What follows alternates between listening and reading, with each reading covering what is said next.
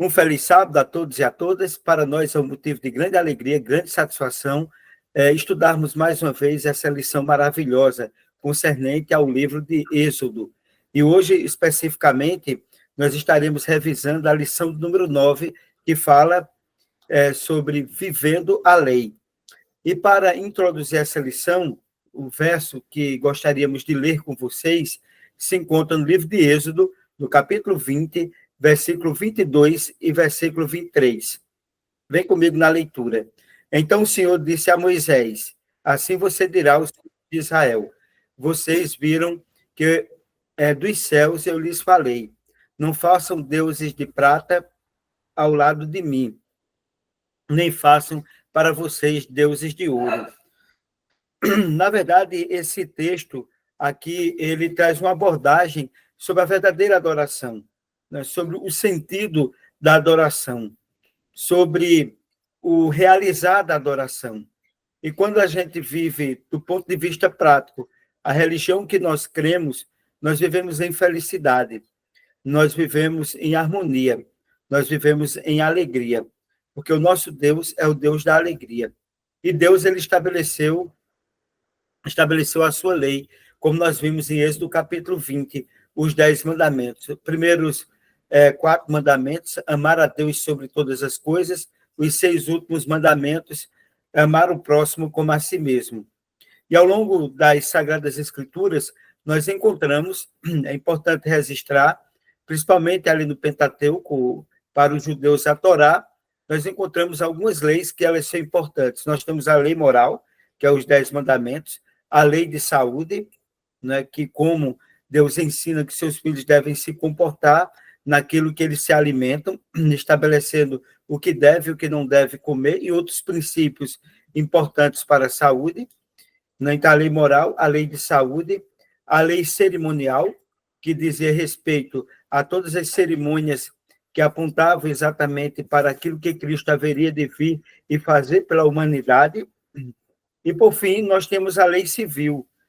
A lei civil era exatamente o código de regra que era estabelecido para a conduta ética moral do povo de Deus. Então, essas 4 tipos de leis, né, que estavam distribuídas para que o povo pudesse, na verdade, serem orientados quanto ao viver, quanto ao relacionamento com Deus, relacionamento com o próximo, relacionamento com a natureza e consigo mesmo. E, portanto, a lei de Deus, ela revela o caráter de Deus. Se vocês observarem, no templo do Antigo Testamento, nós temos a Arca da Aliança, e a Arca da Aliança ela tinha uma tampa, que era o propiciatório. E quando se abria, dentro da arca estava o quê? Estava os 10 mandamentos, a vara de Arão, que florescia, e uma porção de maná estava ali dentro. Olha como é importante registrar isso. E do lado de fora estavam as outras leis, conhecidas como a lei de Moisés. Mas os 10 mandamentos escritos pelo dedo de Deus estavam dentro da arca. Então, meus queridos, o que é que nós podemos entender sobre essa questão? Que a lei de Deus revela o seu caráter. E, acima de tudo, é uma demonstração de quê? Da sua bondade, do seu amor, os valores, a retidão e a proteção. Quando Deus estabelece as suas leis, elas têm um sentido. E a lei dos 10 mandamentos é a base para que as outras leis elas fossem estabelecidas. Por isso que ela é escrita em tábuas de pedra pelo dedo de Deus e ela estava dentro da Arca da Aliança. Então, só repetindo, ela é uma demonstração da bondade, do amor, dos valores, da retidão e da proteção. E, meus queridos, o Código da Aliança, que é o primeiro ponto que nós gostaríamos de abordar. Além dos 10 mandamentos, Deus deu ao povo leis adicionais, chamadas de Código da Aliança. E essas leis, elas valorizavam o quê? A dignidade e limites da servidão, a proteção à vida humana, o respeito aos pais, o valor da integridade física, a responsabilidade por negligência. Então, esse Código de Aliança ela tem como base a lei moral de Deus, a lei dos 10 mandamentos. Veja que na sequência, em Êxodo capítulo 21, veio esse código de aliança, que era exatamente para regular o bem viver e para que, assim, todos pudessem ter uma normativa para que pudessem conduzir a sua vida. É como hoje nós temos, além da Constituição do nosso país, cada estado tem a sua Constituição, né? E outra coisa importante, a gente tem as leis do trânsito. E todas as leis que existem, elas existem, na verdade, para o quê? Elas existem para normatizar, para facilitar a vida e para que as pessoas elas possam, na verdade, saberem que elas têm limites para determinadas coisas. A Bíblia diz que sem lei o povo se corrompe. E esse é o código que Deus ele deseja. Só repetindo, dignidade na servidão, proteção da vida humana, o respeito aos pais, valor da integridade física, responsabilidade por negligência. Então, só repetindo para que nós possamos fixar bem essa questão. Mais leis nós poderíamos observar aí a partir do capítulo 21, 22 e 23 do livro de Êxodo. Para os filhos de Israel, tanto as festas quanto os sábados serviam como memoriais. Então, na verdade, você tinha o sábado semanal e você tinha os sábados, que eram as festas que existiam, que eram 7 que existiam durante o ano, distribuídos durante o ano, para que o povo pudesse se alegrar e, acima de tudo, aquelas festas, como a Páscoa e outras festas, elas eram uma demonstração de alegria, de reconhecimento e de adoração a Deus. Então, você tem o sábado semanal, que é esse sábado dos quais nós, a cada sábado, vamos à nossa igreja, por entendermos que o sábado é o dia do Senhor, está ali como quarto mandamento da lei de Deus, reafirmado em diversos versículos da Bíblia Sagrada, no Novo, no Antigo, como no Novo Testamento. E os sábados, que eram exatamente os sábados cerimoniais, que eram exatamente os dias de festa. Então, tudo isso promovia o quê? O entendimento de libertação, de que Deus é o provedor das promessas. E as promessas de Deus são grandiosas, são maravilhosas, são extraordinárias. E a Bíblia ela está recheada de promessas. São mais de 2.500 promessas reveladas na Bíblia. Então, portanto, qual é o plano original de Deus? É o próximo tópico aqui da lição. A terra prometida não deveria ser conquistada por Israel por força, mas pela confiança em Deus através de algumas atitudes. Antes de nós colocarmos as atitudes, a conquista não era de Israel, a conquista era de Deus para o povo de Israel. Eles seriam abençoados.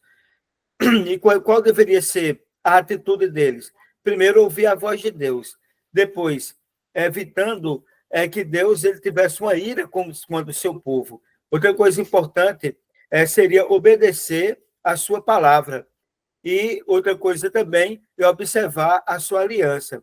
Esse é o plano de Deus, nós acreditarmos que ele conquista, né, é a nossa confiança em Deus que nos dá força, que nós iremos adquirir. É um presente de Deus para isso. Então, portanto, ouvir o que é importante, a nossa atitude, ouvir a voz de Deus, evitar a sua ira, obedecer a sua palavra e observar a sua aliança. O próximo tópico, olho por olho, né? Essa expressão que nós encontramos em Êxodo, capítulo 21, versículo 24, olho por olho, dente por dente, é preciso que nós possamos entendê-la.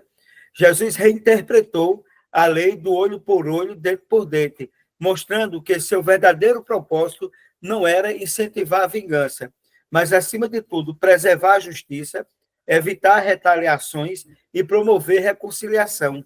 Era o que Deus ele desejava através dessa lei. É preciso também nós entendermos, porque muita gente diz que o Deus do Antigo Testamento é diferente do Deus do Novo Testamento. É preciso compreender um ponto importante nesse contexto. Qual o ponto que nós devemos entender? Nós estamos entrando em um processo de uma teocracia. O que é teo? Teo é Deus e cracia é poder. Então, o poder emanava de Deus. E quando o poder emana de Deus, Deus é quem, através de um conselho de idosos, é quem julgava em Israel. Deus estabelecia a sua justiça. Deus estabelecia o seu juízo ali. E então, Deus, ao estabelecer essa lei, não era quando essa lei estava contextualizada pelo que existia no contexto ali cultural daquela região. Deus estabelecia, acima de tudo, só repetindo, para preservar a justiça, evitar retaliações e promover, acima de tudo, reconciliação, para que as pessoas entendessem que era Deus, para que as pessoas começassem a entender a teocracia, o poder de Deus. E depois, aos poucos, as coisas vão mudando de teocracia para para uma monarquia. Quando os reis eles vão assumir o poder, e Israel teve como primeiro rei o rei Saul. Bom, na quinta-feira, né, que é exatamente a última parte, nós vamos nos dedicar mais um pouco a estudarmos essa questão, né, a vingança. Vejam bem, é importante esclarecer também que a escravidão que era estabelecido ali era muito diferente da escravidão existente no passado, existente no Antigo Testamento, existente no meio do povo de Deus. Ela apresentava uma perspectiva de libertação, porque Deus é um Deus de justiça, de libertação. E ao 7º ano, o escravo poderia ser livre. E quando Deus ele estabelece a questão de olho por olho, dentro por dentro, não podemos entender como uma questão de vingança. A vingança não pertence ao ser humano, mas ela pertence a Deus. Para Jesus, ela deveria ser substituída por perdão, amor e misericórdia. Então, se perdão, amor e misericórdia perpetuar, a lei de Deus ela passa a ter um brilho na nossa vida, ela passa a ter um gosto, ela passa a ter um sabor. Ela foi escrita pelo dedo de Deus e aquilo que vai regular através da lei moral, através da lei de saúde e das outras leis, reflete exatamente o Deus de perdão, o Deus de amor e o Deus de misericórdia. Então, meus queridos, lá em Êxodo, no capítulo 21, versículo 3, diz: se o assassinato não foi intencional, porque já era a vontade de Deus que acontecesse, o assassinato poderá fugir para o lugar que designarei. Dessa feita, o desejo de vingança está profundamente enraizado no ser humano e é sempre desproporcional ao mal recebido. Se ele fez isso comigo, eu farei mais com ele. E a vingança ela acaba sendo desproporcional. O indivíduo que parte para a vingança, ele muitas vezes parte de forma desproporcional. E Jesus nos convida a fazer o oposto do que nós desejamos, como a nossa natureza carnal. Retribuir o bem com o mal. Então, onde está a justiça? Quem pagará o agressor o que ele merece? E a gente entende que Deus não diz que o agressor não é punido, nem que qualquer ato é vingado, mas nos diz claramente que ele será o vingador. Então, a vingança pertence a Deus. Às vezes a gente quer usar Deus como nosso capataz. Se a gente analisar, fulano fez isso comigo, mas Deus está vendo. Deus está vendo, Deus vai pegar ele. Então, Deus não é o capataz da gente. Deus não é aquele que nós podemos usar para se vingar das pessoas. Faça o seguinte, entregue nas mãos de Deus, que o Deus é justo juiz, sábio juiz, e ele não vai errar. O nosso Deus nunca falhou e as promessas deles estão de pé. Embora a vingança pessoal seja tolerada no Código do Pacto, ela foi restringida pela criação de um sistema judicial que impedia o abuso exatamente. Mesmo quando a gente percebe que se você matou uma pessoa, não foi intencional, né, é preciso nós entendermos exatamente isso, que depois foram criadas as cidades de refúgio, onde as pessoas que matavam e não foi de forma intencional, elas iam para essa cidade de refúgio. Então, o Código de Lei existe para reger a vida do mundo sem pecado. Você já imaginou se na sua cidade, se na minha cidade, não existisse o Código de Trânsito para normatizar a bagunça que seria? Se a gente já tem uma violência imensa no trânsito, imagine se não tivesse a legislação do trânsito. Dessa forma, ninguém pode assumir o papel simultâneo de juiz, júri e carrasco. Se a punição deve ser feita, ela deve ser feita por meio de um processo judicial justo. E Cristo será o supremo e inapelável juiz, e justo juiz também, que vai julgar todas as coisas. Precisamos perceber essas questões na nossa vida para que nós possamos entender a importância, a natureza das leis que foram estabelecidas, que tem como base os 10 mandamentos, a lei moral, escrita pelo dedo de Deus e que ficava dentro da arca da aliança. Para tanto, meus queridos, o que nós poderíamos dizer? Deus está trabalhando para que nós possamos ter uma vida organizada. No céu, os mandamentos de Deus permanecem, porque o mandamento que rege o céu é o amor. E os 10 mandamentos, eles se resumem em 2: amar a Deus sobre todas as coisas e ao próximo como a nós mesmos. As outras leis, elas existiram, elas foram necessárias para regular a vida como ampliação daquilo que já existia estabelecido nos 10 mandamentos, resumindo a vontade de Deus para o ser humano, não para salvar o ser humano, mas porque o ser humano que é salvo precisa dessa lei para reger a sua vida e para ter comunhão com Deus, não para salvar, mas porque você é salvo em Cristo Jesus, você observa os mandamentos.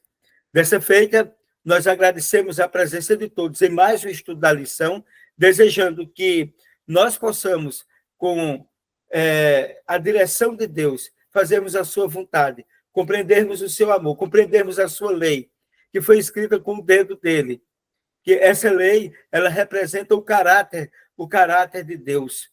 Essa lei é imutável, porque ela foi escrita pelo dedo de Deus em tábuas de pedra, significando perpetuidade, significando que a lei de Deus é eterna, ela não passa, e que a lei de Deus é amor, e que as outras leis que existiam para reger a vida prática das pessoas, elas tinham como base o amor, né, que é exatamente o que rege aquilo que Deus ensina. Então, meus queridos, o que é que nós precisamos entender? Que não existe um Deus no Antigo Testamento e existe outro Deus no Velho Testamento. Deus é Deus, quer seja no Antigo, quer seja no Novo Testamento. Ele sempre foi Deus e ele sempre será Deus, e ele está procurando reger a nossa vida para a nossa felicidade. Eu desejo a você que Deus abençoe a sua vida, abençoe a sua história, e que ele nos conceda um sábado de bênção na presença dele.